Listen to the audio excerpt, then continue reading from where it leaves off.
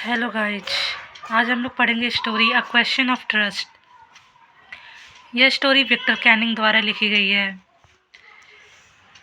इस कहानी में जो हमारा नरेटर होता है उसका नाम होता है हॉरेस डैनबी। वह एक बहुत ही गुड और ऑनेस्ट सिटीजन रहता है, यानी कि वह एक अच्छा इंसान रहता है और वह ईमानदार भी रहता है। लेकिन एक बार वह चोरी करता है क्योंकि उसे कुछ महंगी किताबें खरीदनी रहती हैं।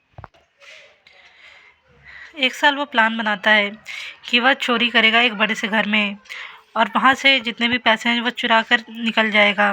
वह उस घर के लोगों की अच्छे से जांच करता है और पता करता है कि कब वह लोग उस घर से बाहर जाने वाले हैं। जब उसे पता चल जाता है कि इस घर में अब कोई नहीं है, तो वह चुपके से उस घर में चोरी करने के लिए जाता है। वह वहाँ की दीवार फांद के ऊपर से घर के अंदर दाखिल हो जाता है।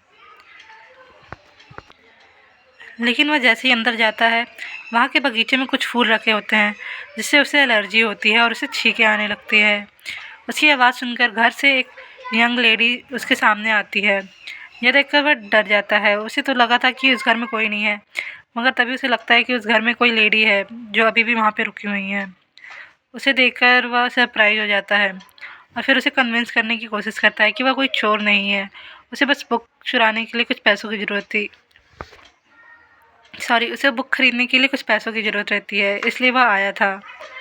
तो जो लेडी रहती है वह भी उसकी बात समझने की कोशिश करती है और उसे कहती है ठीक है, वह उसकी मदद कर देगी। फिर वो उसे कहती है कि उसके पास सेफ का जो नंबर है वह भूल चुकी है, अगर वह उसे खोलने में मदद करेगा तो वह उसकी मदद कर देगी और किसी को नहीं बताएगी और उसे यहाँ से जाने देगी। जो हॉरेस रहता है वह उसके घर जाता है और वह तुरंत ही उसका सेफ खोलने में उसकी मदद करने लगता है। वह आसानी से उसका सेफ खोल देता है और फिर उसको जितनी भी ज्वेलरी रहती है निकाल कर उसके हाथों में दे देता है और फिर वह वहाँ से आराम से चला जाता है।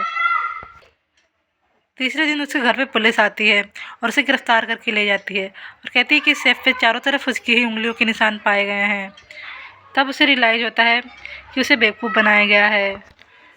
उसे इस बात का आभास हो जाता है कि उस यंग लेडी ने भी उसे बेवकूफ़ बनाया है और वो घर की सारी ज्वेलरी लेकर चली गई और वह बेवकूफ़ बन के रह गया। अब वह जेल चला जाता है और जेल में लाइब्रेरियन बन जाता है और फिर वह यही सोचता रहता है कि आखिर वो लेडी कौन थी जिसने उसे इस तरह बेवकूफ़ बना दिया। इस स्टोरी से हमें पता चलता है कि हमें इतनी जल्दी किसी पर भी भरोसा नहीं करना चाहिए। वह चोर होते हुए भी एक चोर से ही बेवकूफ़ बन गया। वह चोरी करने आया था लेकिन पकड़ा गया।